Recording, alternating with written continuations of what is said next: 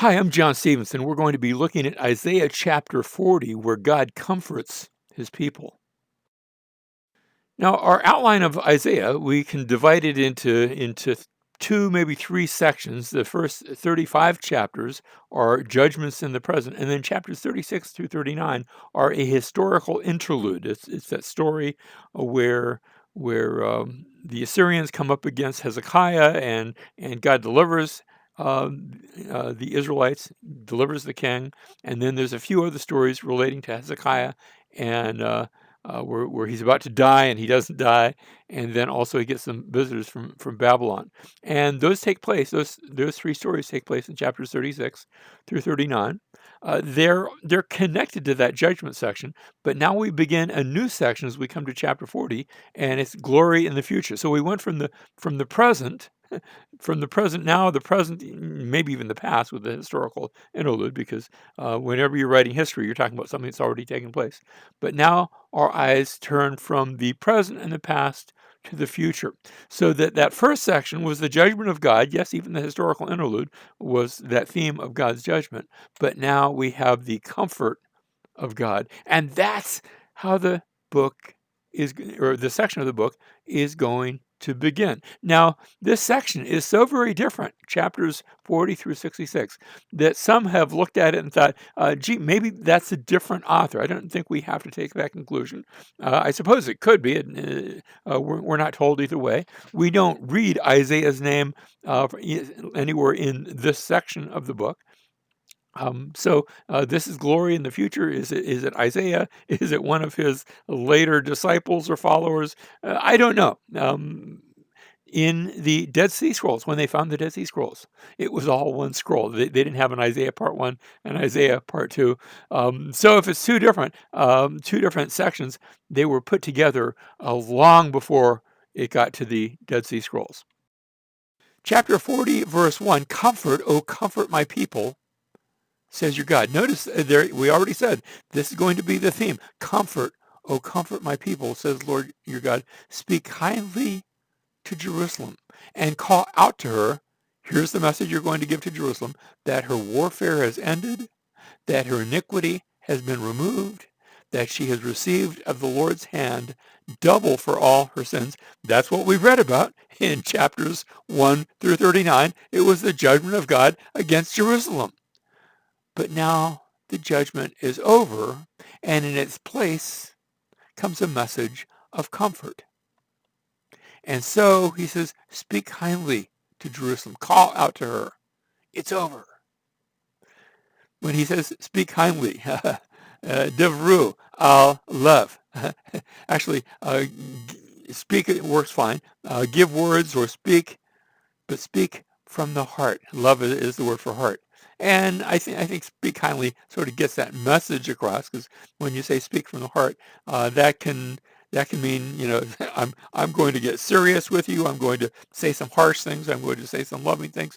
No, really, it's the idea of speak love, speak from the heart, speak kindly, and that word, the translation works very nicely. Verse 3: a voice is calling, clear the way for the Lord in the wilderness, make smooth in the desert a highway for our God. Now, this passage, this verse is quoted 4 times in the Old Testament: in Matthew chapter 3, in Mark chapter 1, in Luke chapter 3, and in John chapter 1. And in all 4 cases, it's pointing to John the Baptist. He is the voice who is calling. And notice what he calls: clear the way for the Lord in the wilderness, make smooth in the desert a highway for our God. So notice, clear the way, and make smooth. Yeah, if it's clear, it's smooth. If it's smooth, it's clear. This is parallelism. And they're to clear the way for the Lord in the wilderness, make smooth in the desert. So the desert is the wilderness. The wilderness is the desert. And even notice the terms for God. You have the Lord in all capital letters. When you see that all capital letters, it's the translators telling you that's the name of God, Yahweh.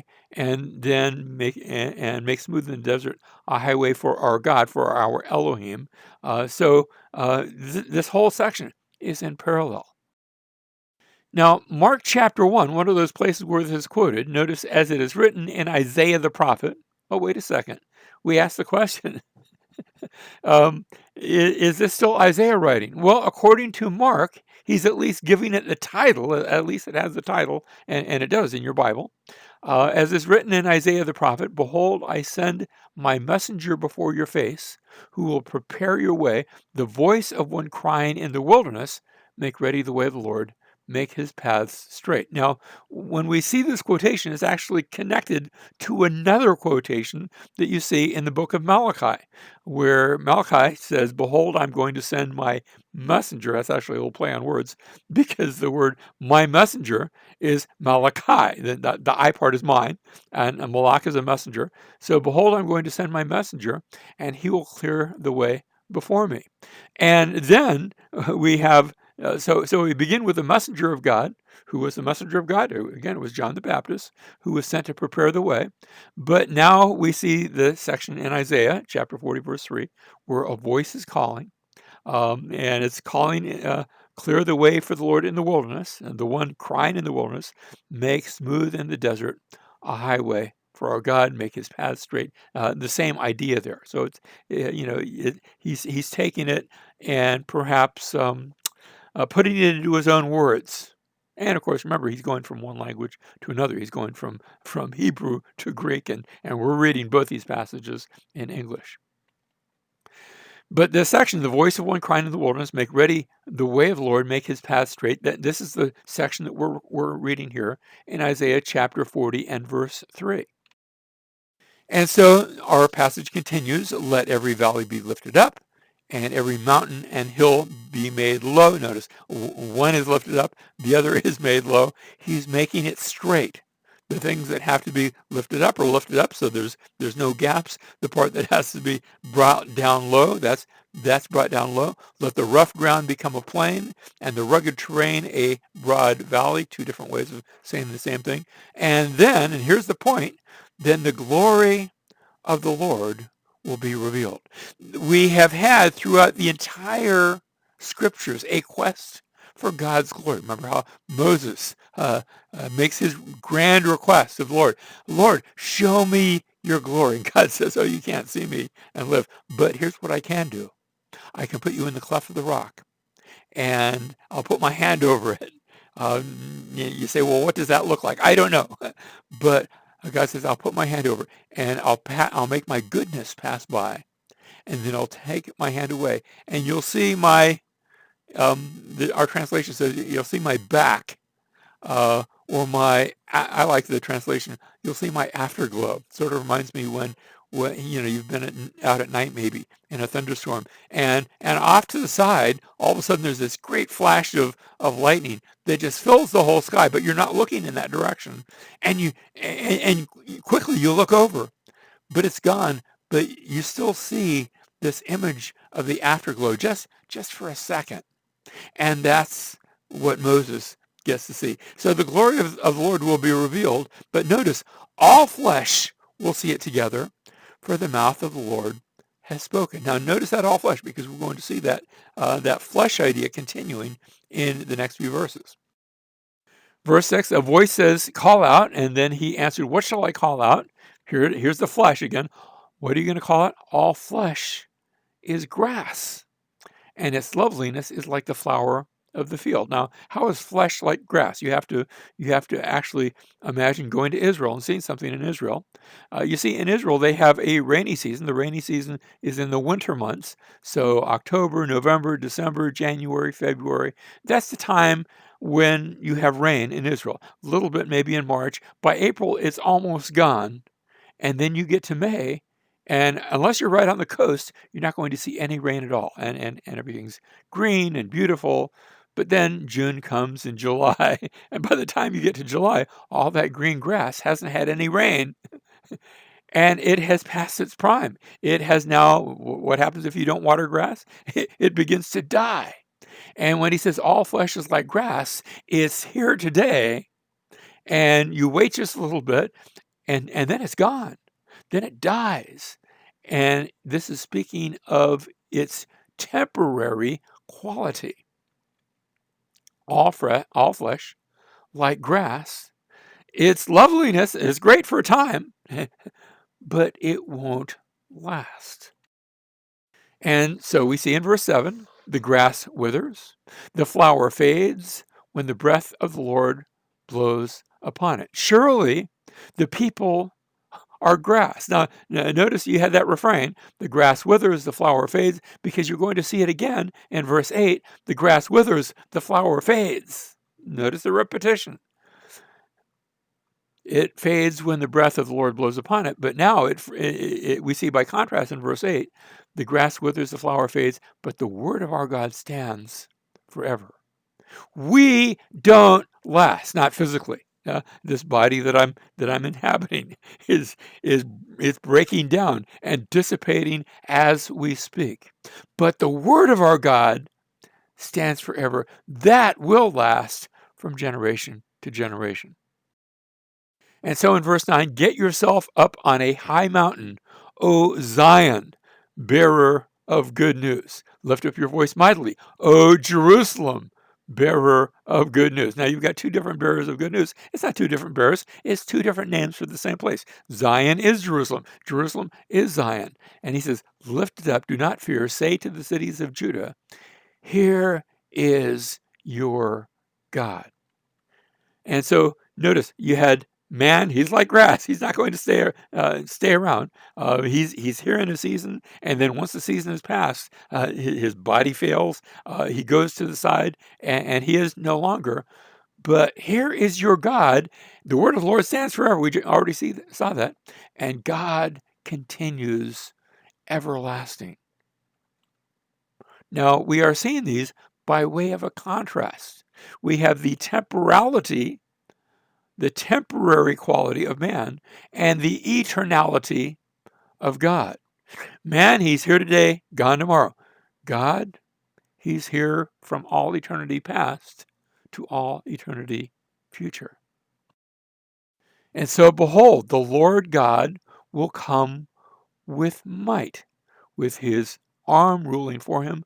Behold, his reward is with him, and his recompense before him. Now notice, his reward, his recompense, two ways of describing the same thing. But as you hear that phrase, his reward is with him, his recompense before him, you ought to be saying, wait a minute, I've heard those words, not in the Old Testament, but in the New Testament, Revelation chapter 22, verse 12, where we read, behold, I am coming quickly.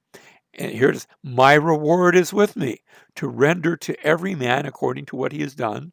I am the Alpha and the Omega, the first and the last, the beginning and the end. Notice who's speaking in Isaiah. It's the Lord God. And see how the word God this time is the one that is in all capital letters. That's, again, the translator telling you that is the Hebrew name of God, Yahweh. Now, they didn't usually see that in all capital letters, and it's the all capital letters, the word Lord. But they didn't want to say Lord, Lord. That sounds like you're saying the same thing, and you're not. It's the Hebrew word Lord right next to the Hebrew word for the name of God. And so that's why they put God instead of Lord in all capital letters. Again, it's telling you the name of God. But this is God. This is Yahweh.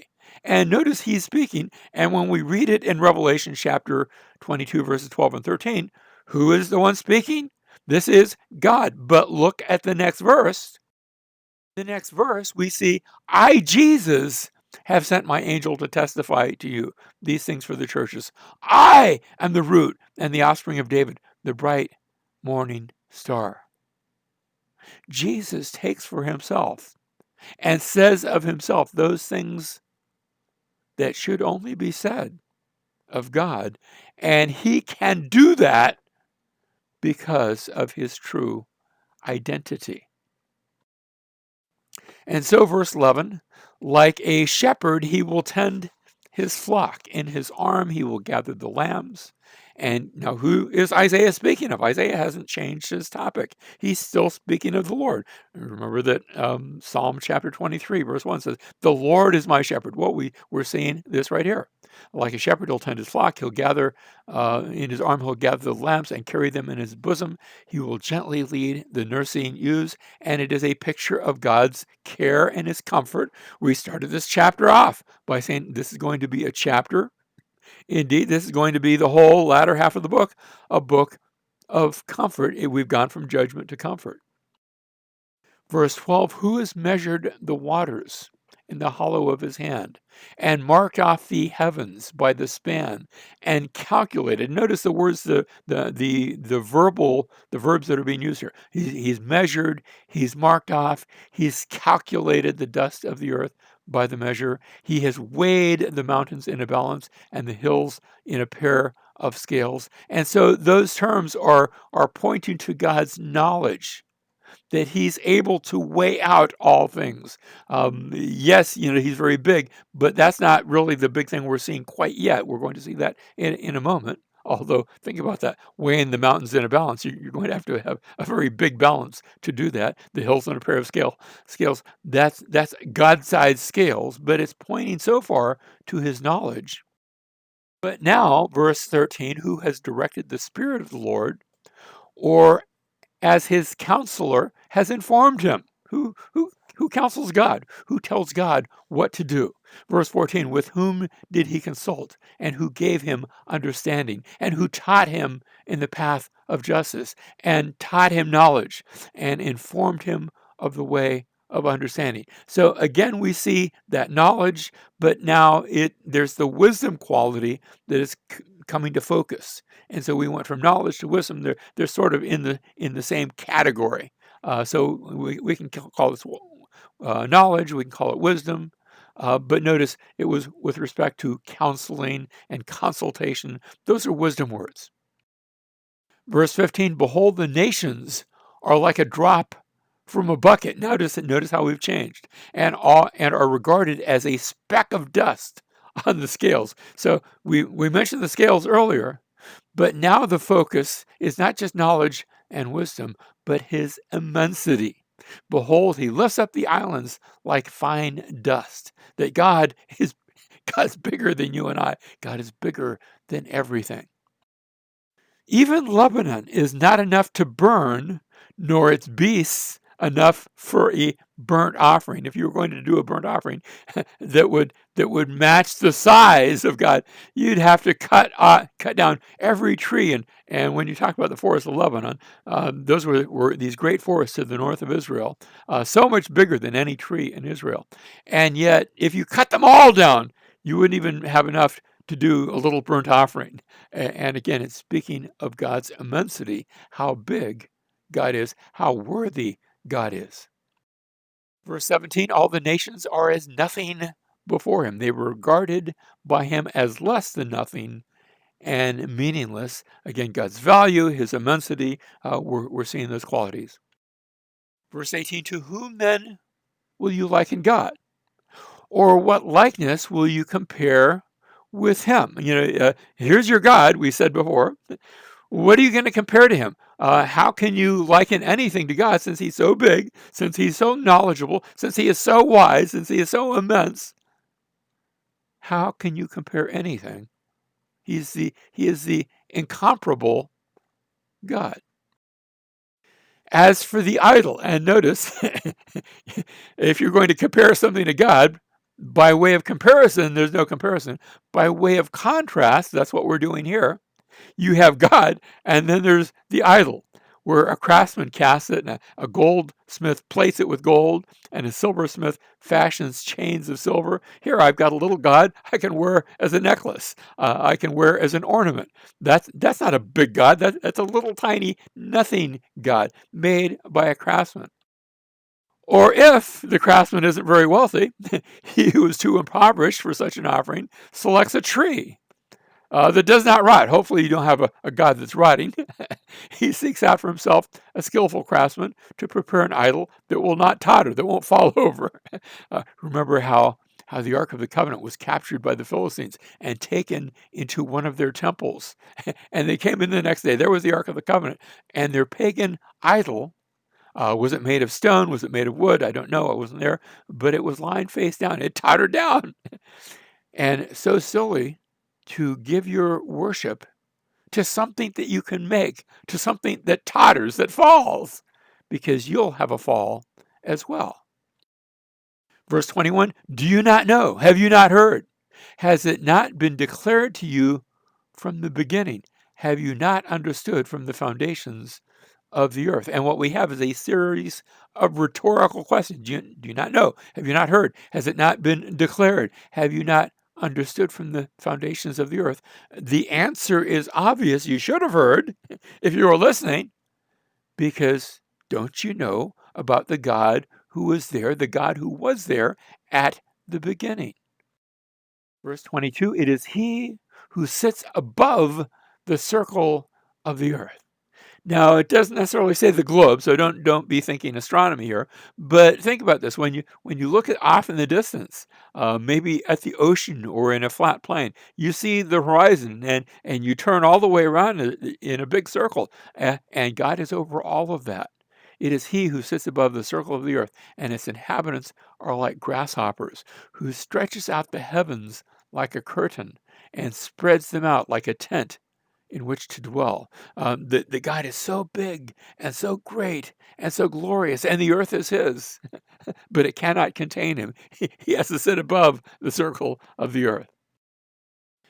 Verse 23, He it is who reduces rulers to nothing, who makes the judges of the earth meaningless. Scarcely have they been planted, scarcely have they been sown. Remember how we talked about all flesh is like grass? Scarcely have they been planted, scarcely have they been sown, scarcely has their stock taken root in the earth, but He merely blows on them a little bit of summer heat, and they wither. They're just like that grass, and the storm carries them away like a stubble. And so this is the rulers, this is the judges, the ones that are supposed to be of something, and they're really not. They, compared to God, they don't amount to anything, but just weeds, dry weeds blown away in the wind. Verse 25, to whom then will you liken me? You see, we'd asked that question before. It's a question now repeated from verse 18. To whom will you liken me that I would be his equal, says the Holy One. And of course, it was a rhetorical question back then. It's still a rhetorical question. There is nothing like God. Remember, he asked the question. Here is your God. Who is like that? What equals that? That I would be his equal? Lift up your eyes on high and see who has created these stars, the one who leads forth their hosts by number. He calls on them all by name. Because of the greatness of his might and the strength of his power, not one of them is missing. Go look at all the stars. God keeps track of all of them, even the ones you can't see that are so faint. He knows where they are. He made all of that. He is the God who is there, the God of the heavens, but much bigger than the heavens, the God who made the earth, but much bigger than the earth. Look at these stars, the one who leads forth their hosts. Why do you say, O Jacob, and assert, O Israel, my way is hidden from the Lord, and the justice due me escapes the notice of my God? Why would you think that a God who can keep track of the countless billions of stars in the galaxy is going to lose track of you? Now, notice in the context that my way is hidden from the Lord and the justice due me. So this is the idea of the just God. Yes, he's able to balance the books. He's not going to forget any of you. And that can be both the bad news and the good news. If it's justice that's due you, well, depending where you're at on that spectrum of justice, are you the unjust one that needs to have the justice of God come and judge you, or are you the one who has been downtrodden, who has suffered, and you call for justice because you have not yet received it? And God says, it won't escape me. I will bring justice. And indeed, that is what Jesus did upon the cross. He brought justice, both for those who were under the penalty of justice. He paid for that justice. He paid the penalty that we deserved. But also he promises to continue to balance the books and to bring justice to those who are downtrodden. And that is the comfort of which we have been reading. And so he asks again, do you not know? Have you not heard? The everlasting God, the Lord, the creator of the ends of the earth, does not become weary or tired. His understanding is inscrutable. Do you not know? Have you not heard? Rhetorical question, like we heard before. Repeated from back in verse 21. He gives strength to the weary, and to him who lacks might, he increases power. Those that are feeling downtrodden, that have gone through all of the judgment of Isaiah chapters 1 through 39. He gives strength to the weary. Verse 30, though youths grow weary and tired, and vigorous young men stumble badly, yet those who wait for the Lord.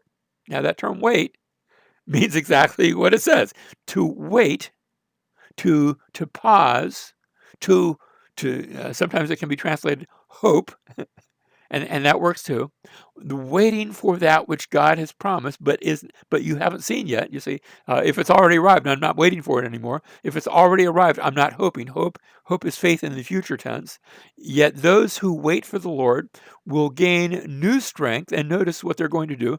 They'll mount up with wings like eagles. They'll run and not get tired. They will walk and not become weary. So that in your walk, as you are waiting, you're going to find a promise of strength. Not a promise for the future, a present strength that comes from that faith in the future tense, from that hope, from that comfort that God has given. The comfort of the cross, as you trust in Him and realize that your sins have been put aside, that the work of your salvation has been accomplished, that it is finished. Now you can run with the best of them. Mount up like wings like it with wings like eagles. You can fly, you can run, you can walk. And some of us aren't quite up to running or flying, but that's okay. You can walk if needs be. And you can walk until He brings you safely home.